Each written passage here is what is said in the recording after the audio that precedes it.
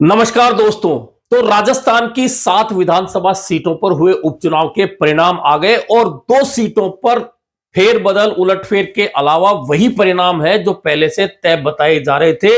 और हमने भी बार बार यही समीकरण बताए थे कि इस बार घाटा कांग्रेस को बड़ा होने वाला है और भाजपा फायदे में जाने वाली है। इस चुनाव से बहुत सारे संदेश गए हैं। ना सिर्फ भाजपा ने 7 में से 5 सीटों पर जीत दर्ज की है, बल्कि संदेश यह है कि जो भी छत्रप बने हुए थे अपने क्षेत्रों में और वे अपनी पार्टी को खुद से बड़ा नहीं बनने दे रहे थे और खुद को पार्टी से बड़ा बता रहे थे, उन तमाम दिग्गजों की हार हुई है। और यह संदेश जनता ने दे दिया है कि जनता ही सर्वोपरि है, नेता या पार्टी कभी भी सर्वोपरि नहीं होती है। दरअसल 7 विधानसभा सीटों के जो परिणाम हैं, उनमें सिर्फ इनको हार जीत के रूप में नहीं देख सकते, बल्कि इनसे अब उस क्षेत्र की राजनीति में कितने बड़े बदलाव आने वाले हैं, ये आपको भविष्य में दिखेंगे। चाहे वह रामगढ़ में भाजपा की जीत हो, जहां निश्चित माना जा रहा था कि सहानुभूति में वोट और एससी वोटों के सारे कांग्रेस जीतेगी, वहां अगर भाजपा जीत दर्ज कर रही है तो आप समझ सकते हैं कि उस क्षेत्र में आने वाली राजनीति में कितना बड़ा बदलाव होने जा रहा है। वहां जुबेर खान के दिवंगत होने के बाद उनके पुत्र आर्यन को टिकट दिया था कांग्रेस ने, लेकिन ना सहानुभूति चल पाई और ना कांग्रेस दिग्गज जो वहां बैठकर चुनाव लड़वा रहे थे, भंवर जितेंद्र सिंह, सांसद संजना, नेता प्रतिपक्ष टीकाराम जूली लगातार वहां बने हुए थे, लेकिन किसी की नहीं चली। और भाजपा के सुखवंत सिंह जो 2023 में निर्दलीय चुनाव लड़े थे, वे जीतकर अब भाजपा के विधायक बन गए हैं। दौसा सीट पर बहुत कड़ा मुकाबला हुआ। यह किसी को नहीं लग रहा था कि यह मुकाबला इतना कड़ा होने वाला है। और डॉक्टर किरोड़ीलाल मीणा के लिए कितनी बड़ी प्रतिष्ठा यहां जुड़ी हुई थी। डॉक्टर किरोड़ीलाल मीणा के भाई जगमोहन मीणा को जब टिकट मिला था, तो किरोड़ीलाल मीणा ने रात दिन एक कर दिया था इस क्षेत्र में। तो दूसरी ओर कांग्रेस के डीसी बैरवा के लिए एक एक दिन में सचिन पायलट ने 17-17, 18-18 मीटिंगें की थी। भले ही उनमें भीड़ कम ज्यादा कितनी भी आई हो, लेकिन 18 मीटिंगें एक एक दिन में करना समझ में आ रहा था कि किसके लिए कितनी ज्यादा प्रतिष्ठित यह सीट है। बहुत संरचना जो दौसा की थी, मैंने पहले भी कहा था, उस संरचना में जातीय समीकरणों में कहीं भी भाजपा कमजोर नजर नहीं आ रही थी। लेकिन जब जीत कांग्रेस की हो चुकी है, तो वे सब संरचनाएं, वे सब समीकरण धरे रह जाते हैं। दरअसल जिस दिन मतदान हुआ था और मतदान प्रतिशत कम हुआ था, तभी से ये आशंकाएं जताई जाने लगी थी कि यहां बहुत नजदीकी मुकाबले में कुछ भी हो सकता है। और कुछ भी हुआ। शुरुआत में डीसी बैरवा 12,000 तक की लीड बनाते चले गए और बाद में बेमुश्किल 2,000 वोटों के आसपास आकर कांग्रेस उम्मीदवार डीसी बैरवा की जीत हुई। यह अप्रत्याशित और बहुत नजदीकी मुकाबले का परिणाम रहा, लेकिन इस परिणाम ने एक संदेश दे दिया है कि डॉक्टर किरोड़ीलाल मीणा खुद विधायक बन जाएं, अपने भतीजे को विधायक बना दें और पार्टी बनाए तो अपनी पत्नी को विधायक बना के मंत्री बना दें। और अब भाई को भी वे विधायक बनाना चाहते हैं। तो जनता ने बहुत स्पष्ट संदेश दे दिया है कि आपके अलावा भी भाजपा या मीणा समाज में और भी लोग हैं। यह संदेश भाजपा कांग्रेस सहित डॉक्टर किरोड़ीलाल मीणा को दिया है जनता ने कि सिर्फ घर की बपोती समझकर राजनीति नहीं की जाए।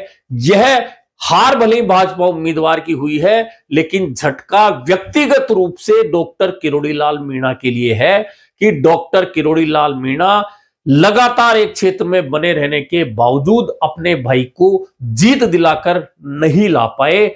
यह व्यक्तिगत रूप से डॉक्टर किरोड़ीलाल मीणा की हार हुई है। देवली उनियारा सबसे चर्चित सीट थी और वह चर्चित सीट चुनाव परिणाम के दिन भी रही, जहां भाजपा के राजेंद्र गुर्जर ने 40,000 से ज्यादा वोटों से लीड ली। लेकिन जब परिणाम चल रहे थे, तो लगातार इस तरह के फोन आ रहे थे कि नरेश मीणा का क्या होगा, नरेश मीणा को कितने वोट आए। यानी कि पहले दिन से देवली उनियारा के चुनाव में शुरुआत जो हुई नरेश मीणा की वह चुनाव परिणाम तक रही।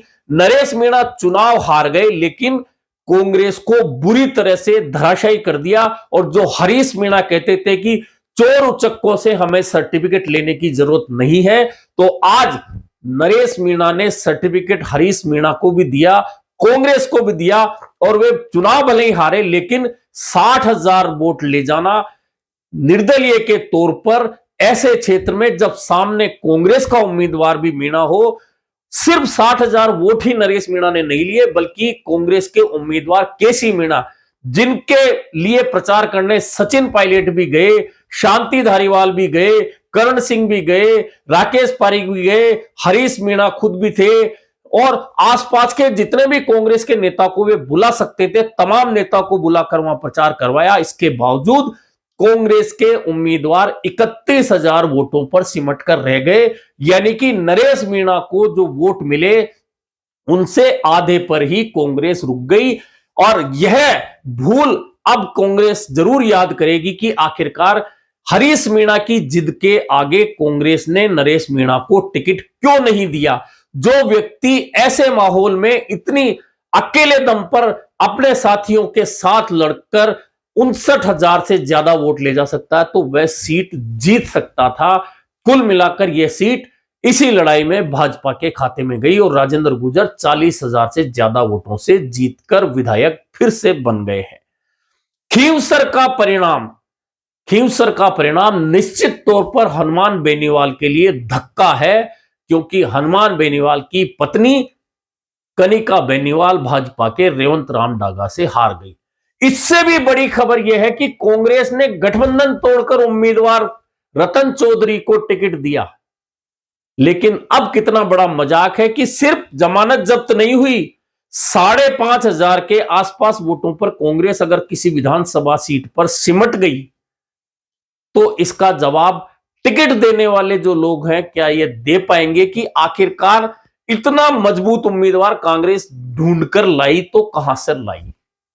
हनुमान बेनीवाल की हार होना निश्चित तौर पर वही बात आ रही है कि हनुमान बेनीवाल, यह बात सही है कि लड़ाका हैं, पूरे प्रदेश में कहीं भी वे चले जाते हैं जनता के मुद्दों को लेकर, लेकिन अपने ही समाज के नेता चाहे वे कांग्रेस के हों चाहे भाजपा के हों, उनके खिलाफ उनके जो बयान आते हैं वह उनके समर्थकों को तो पसंद आ सकते हैं लेकिन आम जनता को भी वे लोग पसंद आवे वे बयान जरूरी नहीं है। इसका घाटा हनुमान बेनीवाल को इस चुनाव में उठाना पड़ा है।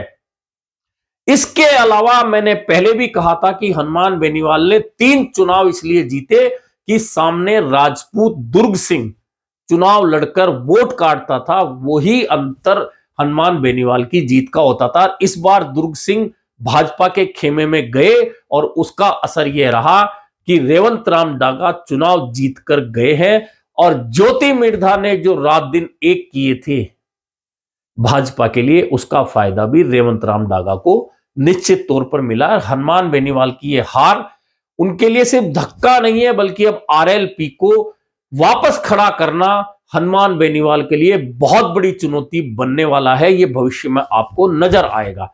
झुंझुनू में आ जाइए, तो मैं पहले दिन से कह रहा था लेकिन बहुत सारे लोग लगातार मेरी बात को नहीं मान रहे थे और कह रहे थे कि राजेंद्र गुडा 8,000 वोट लेगा, 5,000 लेगा, 10,000 लेगा, 15,000 लेगा, कोई ज्यादा देता था तो 20,000 तक ले जाता था, कोई कहता था कि भाजपा के राजपूत वोट तोड़ेगा। और मैं हमेशा यह कह रहा था कि राजेंद्र गुडा मुस्लिम और एससी वोटों में अंदर घुस चुके हैं और यह वोट टूटेंगे तो कांग्रेस सिर्फ हारेगी नहीं, बड़ी हार हारेगी। और नतीजा आपके सामने है कि लगातार तीसरे नंबर पर कांग्रेस रही।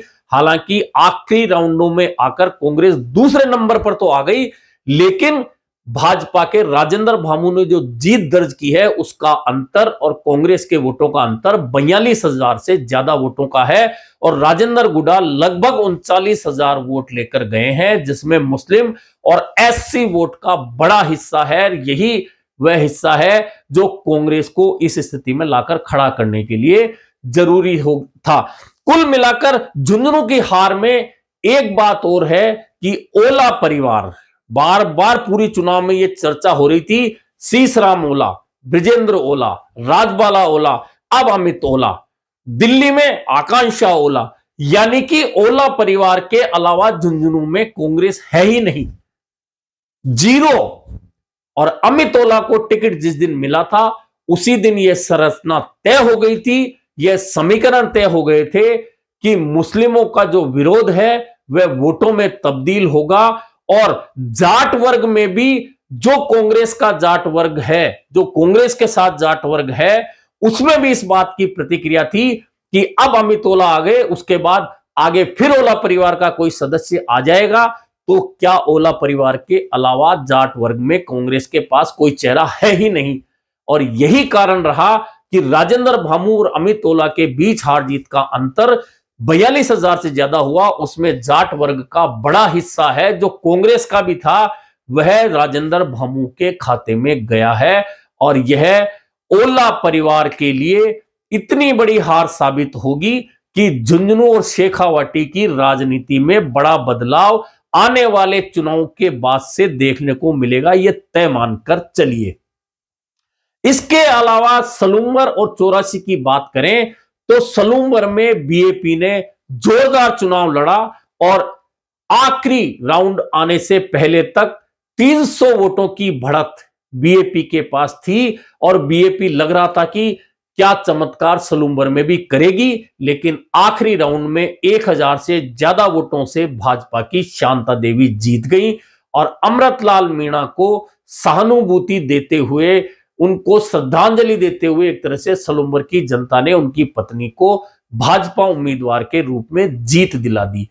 बीएपी का गढ़ था 84 और गढ़ बरकरार रहा, लेकिन 70,000 का जो जीत का आंकड़ा राजकुमार रोत का विधानसभा चुनाव में था वह घटकर आधे से भी कम हो चुका है, लेकिन जीत बीएपी की हुई है।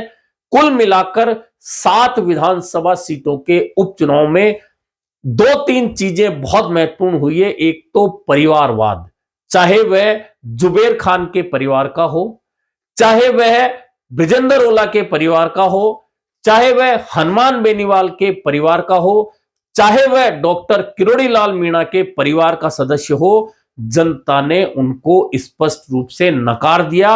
अब इस बात को राजनीतिक दल किस रूप में देखेंगे, किस रूप में समझेंगे, यह देखना काफी महत्वपूर्ण होगा। लेकिन कल एक एक सीट को लेकर चर्चा करेंगे और फिर बताएंगे कि अब इनमें कितनी राजनीति किस क्षेत्र में इन परिणामों के बाद बदलने वाली है। लेकिन इस राजनीति में एकमात्र उपलब्धि नरेश मीणा निकल कर आया है, जिसने लगातार पहले 2023 के विधानसभा चुनाव में जब टिकट नहीं मिला तो छबड़ा से चुनाव लड़कर 45,000 से ज्यादा वोट हासिल कर लिए, और अब देवली उनियारा में जब टिकट कांग्रेस ने नहीं दिया और बागी के रूप में ताल ठोकी तो 59,000 वोट ले गए और कांग्रेस सिर्फ 31,000 पर सिमट गई। अब आप समझ सकते हैं कि नरेश मीणा और उनके समर्थकों के पास में कितना मादा है। अब इस मादे को कौन सा राजनीतिक दल समझेगा और नरेश मीणा को गले लगाएगा, या नरेश मीणा आगे 2028 विधानसभा का जो चुनाव है उसमें किसी अलग रूप में कोई किंग मेकर बनकर पूर्वी राजस्थान में उभरने वाले हैं, यह देखना भी काफी महत्वपूर्ण होने वाला है। अभी के लिए इतना ही, फिर मिलेंगे चुनाव परिणामों की समीक्षा के साथ।